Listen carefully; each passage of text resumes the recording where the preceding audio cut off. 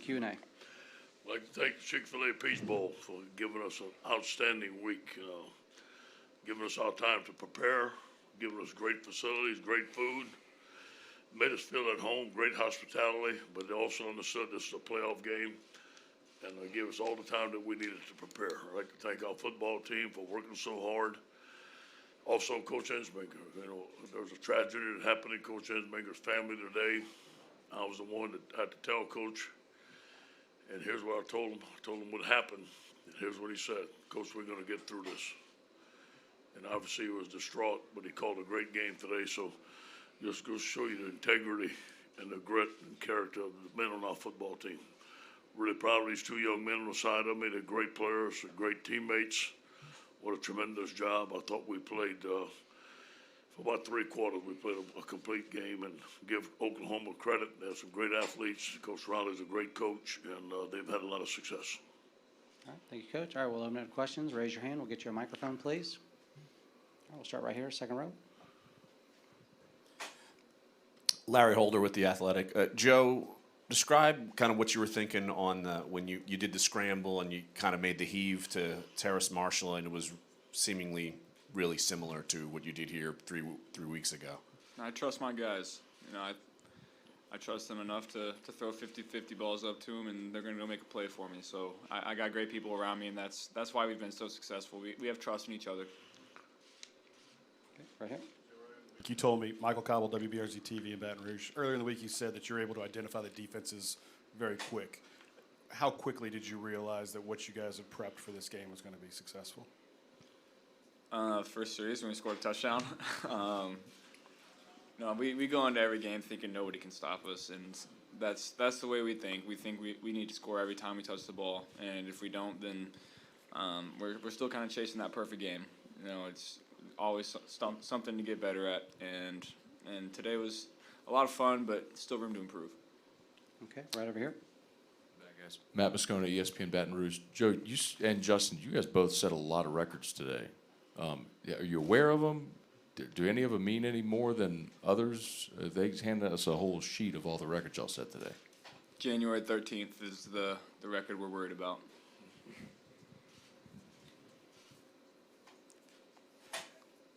Justin? Same. That's the goal of the whole season, to win that national championship. So we're not going to stop until we get that. All right, right here, middle of the second row. Yeah, hey, Doug Mouton, WWL-TV in New Orleans. Look, Ed, I know it was obviously a rough day for Steve. For you personally, dealing with this, how difficult would you describe it for you? Who knows how to handle something like that? Being a head coach, stuff's going to happen. You don't know when it's going to happen. You got to be prepared. But when you have great people around you, it makes it a lot better. It was tough. It was tough. I didn't want the team to know. I didn't want it to affect the team, the mindset of the football team, the energy of the football team. Neither did Steve. We did not try to keep it to them. I think they found out before the game. And, there was a little concern that might be a little low, but it sure wasn't the way we started. And you got to give the credit to our football player. All right, right here on the left side, 3/4 of the way back. Tony Marks, Vilbert Gazette. Full disclosure, earlier on the radio today, I said you would win 28-16, so me a couple for that. But this is for all three of you. Put this game and the season in perspective for you. Go ahead, Joe. I think that'll be a question after January 13th. I'm not reflecting on anything right now. We're full steam ahead, getting back to work. We're not done. We still have we have one more game left. We're going to go in these next 2 weeks focused, ready to go, and, dominate the next matchup that we face. I'll give them some credit, but I'm going to enjoy the win tonight. Semi-final playoff game against a darn good football team. I don't know how many top 10 wins these guys have had this year. I think it's more than anybody in a long time. So I'm going to enjoy this victory. Oklahoma's a good football team, and then we're going to go through the process. We'll get a couple of days off, and we'll watch the game tonight and see who we're playing, and we'll start preparing. All right, Steve. Now, behind him. Kind of a two-part question. Coach, first of all, was it a difficult decision at all for Coach Ensminger to decide to work tonight? There was no question. He didn't hesitate. And as far as the players, when did you guys find out about this, and how did it affect you? I found out about it in the post-game interview. Nobody said anything to me about it till then. It was same. I found out in the interview, and just the fact that he still stuck with the game and still called a great game. So that just means a lot for the players, and I mean, I feel bad for him. I'm sorry for him for his loss, but I mean, we're all with him. All right, right here in the front row, right side. Hey, Joe. Jamar has had a lot of the headlines this year, and deservedly so. He's had a fantastic season, but Justin has been your guy now for 2 years. I mean, can you just talk about this performance for him and what, you think it means for this team?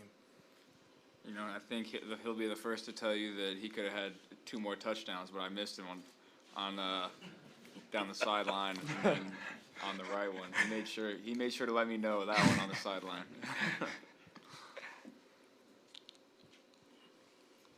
All right, next question here, Jacques. Jacques Doucet, WAP TV in Baton Rouge. Coach Orgeron, what was it about Chris Curry that enabled him to, play such a big role tonight? The style of runs that we're running, his practice the last 2 weeks. Coaches came up to me today. They said, Coach, we think that Chris Curry ought to be the first back end. Said, y'all believe in him, put him in, and he played well. So he's proved, Chris has come a long way, and he's proved on a daily basis to his teammates and to his coaches that he's worthy of the game that he played tonight. I'm excited about him. I'm excited about the other backs too, and I'm really proud of Clyde. Clyde was hurt, but he went to play for his team. He played in some situations and did a good job. All right, right here, halfway back on the right side.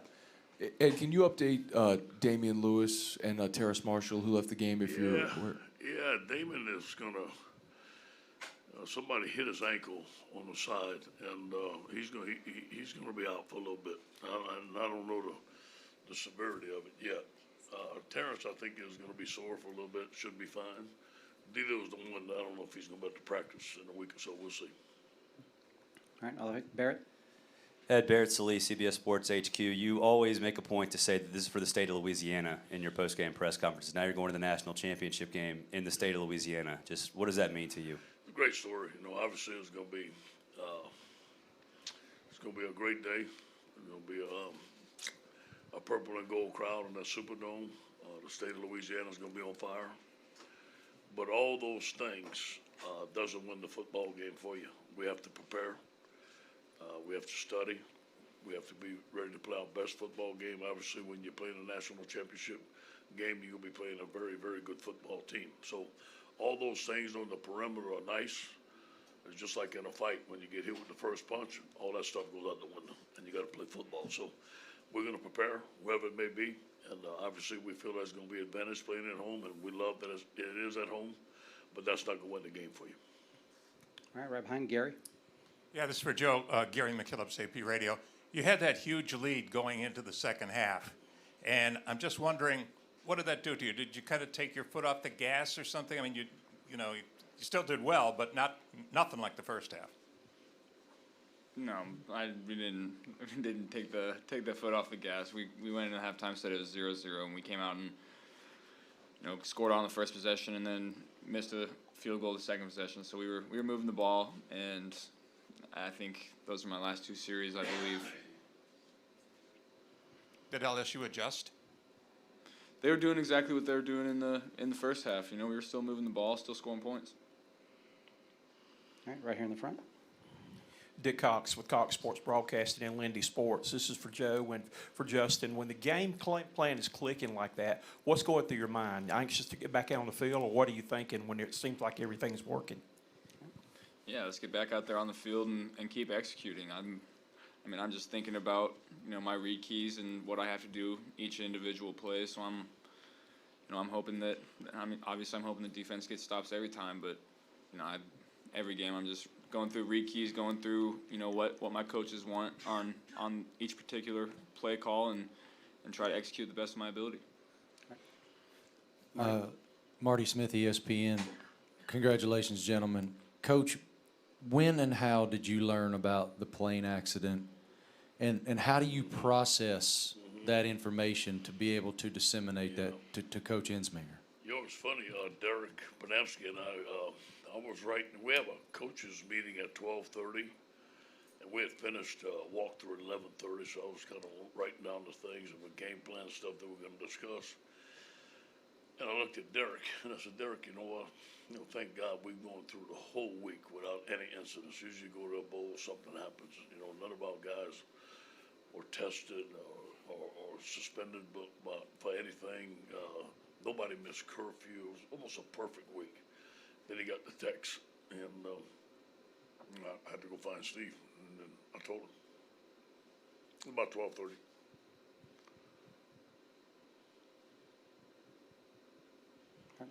All the way back in the back on the left. Ed Daniels, WGNO New Orleans. Coach, that's now 55 touchdown passes for Joe for the season. You're a student of the game. Do you think that anybody in college football has ever had a better year than Joe is having right now? No. Not I can remember. No, they had some guys running the football and stuff like that. But to see what those guys are doing out on the field, and me being a football fan, I'm kind of a fan. I'm like, hey, go ahead, guys. Way to go, man. It's incredible what this coaching staff has done, what these players have done, the connection that they have with the receivers, the protection on the offensive line. I've been a part of some good football teams, but I've never been a part of an offense like this. Right here, Steve. Yeah, Steve Hummer with the Atlanta Journal-Constitution, and it's another Joe question. You've seen an awful lot from him this year. I don't know where you put 7 touchdowns and a half. How do you process something like that?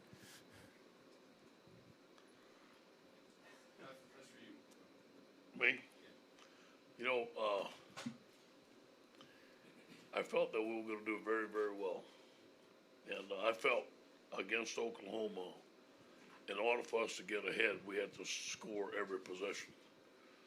I had the utmost respect for Jalen Hurts and CD Lamb. Not to think that we wasn't going to stop them, but I felt that we had to put the pedal to the metal and get a big lead, in which we did. So it doesn't surprise me that they did the things that they did, but it does surprise me they did it with the ease that they did. All right here on the aisle on the right side. It's for Justin and Joe. Justin, what is it like to be a part of this receiving corps and have the success and have a guy that can get you the ball the way Joe does? And then Joe, we talked about it a lot. You have options. You're able to go to plans, down the line. But to get everyone involved, to keep them and have the level of success that you guys have executing, do you ever think it's unusual? All right, Justin, start with you. To have this receiver core and have Joe throwing it to us, kind of makes our job easier. All we have to do is just catch the ball. So just going to practice every day, just working with each other, just being competitive, just being our normal self, just being goofy, just laughing at all practice. That's what we do. So just not being really, so serious all the time, just being ourselves, and Joe just make our job easier. Yeah, I think it's nice to have a couple goofy guys when I'm so serious all the time. So they keep me, having fun on the football field. But I wouldn't say it's unusual. I would say it's special. We've worked for this. We know the kind of team we have. We know the kind of guys we have, and I think it starts with the relationships that we've built and between us and the coaching staff. We're such a close team. I think that's why we've had so much success. All right, we've got time for a few more. We'll go right over here on the right. Amos Morale, WWL Radio. Justin, Thad told us that he came up to you after your 4th touchdown and said, hey, share the wealth. Just what's it like playing in a game where, you guys are having that much fun on the sideline? Once someone's hot, why not keep going to him? So Joe just keep finding me on the field, just making those big plays, just like Coach said, big plays filled emotion. So just going out there, just doing what I got to do. All right, let's go right here in the middle of the third row. Brooks Cabina from The Advocate. Ed, you've been a part of national championship teams. This is the first for you as a head coach. Has that fact sunk in yet for you, and how do you approach these next weeks, with now that the moment is finally here? It won't be any different. It will not be any different. We won't make it bigger than bigger than life. Obviously, we understand the magnitude of the football game, but we're going to focus on the task at hand, the fundamentals, getting better. We're an ascending football team. We're going to study on our game plan, and we're going to work just like we've been. We're going through the process with confidence. Yeah, right here. Back to Jacques. Coach Orgeron, did you know Carly at all? Did you ever interact with her? Sure. Did she, I mean, what are your memories All of? the time. Yeah. Knew her. We go to McNeese games. She interviewed me and Kelly. Saw her all the time. Saw the state championship game. In fact, I can't go to the state championship game. We watched it, and we watched her work from early morning to late at night. Me and my wife complimented her, and obviously we're friends with the Ensmingers, and so we've seen her around all the time. What an outstanding young lady with a bright future. It's just a shame it happened. Let's go right here. Yep. Yeah, when there's an offensive day like that, it's obviously going to get a lot of the attention, but you mentioned the defense getting stops to build a lead. 3 of the first 4 possessions were 3 and out. What worked so well, and maybe a thought also on Caleb Vaughn, who was the MVP? Yeah, we had pressure on quarterback. We felt that we could win our one-on-ones against them, but really, I thought we stopped their run game. I thought Coach Aranda had a tremendous plan. That counter read, I ain't seen nobody stop it. The key was Jalen Hurst not beating us with his feet, and we did a great job of that. We thought that CD Lamb would be something hard to cover, but we didn't think they would drop back and throw the football on us to beat us. So Coach made them one-dimensional. We had a great pass rush. Very proud of Coach Aranda and the whole defensive staff. They worked very hard this week. Yes. No, I think Kellerman had one of his best games. Kellerman had his best week of practice. We named him team captain. I told him that last night, and he is coming on to his own. Okay, right here in the front, right. Chris Stevens, Gwinnett Daily Post. Talking about the defense, I mean, first play of the game, y'all go get a sack on Jalen. How much did that set the tone for LSU? When you have an offense like we have, and you win the toss, human nature wants you to take the ball. But I want to show our defense I had confidence in them, and we deferred, and man, it worked out perfect. And they came out on fire. They wanted to go out on defense first and stop them. Went 3 and out. They had a short punt and we scored. So it worked. But I think it set the tone for the football game. All right, we got time for 2 more. We're going to go all the way back on the left. Jay Black, WSB Radio. Joe, you had a performance tonight that very few have. What is it like to be in that kind of a rhythm? To be honest, it wasn't my sharpest game. And this guy was bailing me out on a couple of throws that I had missed, and guys like Terrace and Jamar were bailing me out on some misreads and being late with the football. So, I think I'm excited to get back to practice and kind of tune those things up. But that's kind of team we have. If someone doesn't have their best game, the other guys step up. All right, over here, far right side, halfway. Jim Trusby, Wall Street Journal. Joe, you were saying that you were still in search of the perfect game. In the late game right now, Ohio State has an early lead. Are you looking, would that be a perfect ending for your college career? I'm excited to play in the national title game. All right, I think that's a good spot to end it. Gentlemen, thank you very much. Coach O, we've got a special presentation for you real quick. Oh, yeah. Our theme this year was making memories. You guys made a lot of memories this year in our game.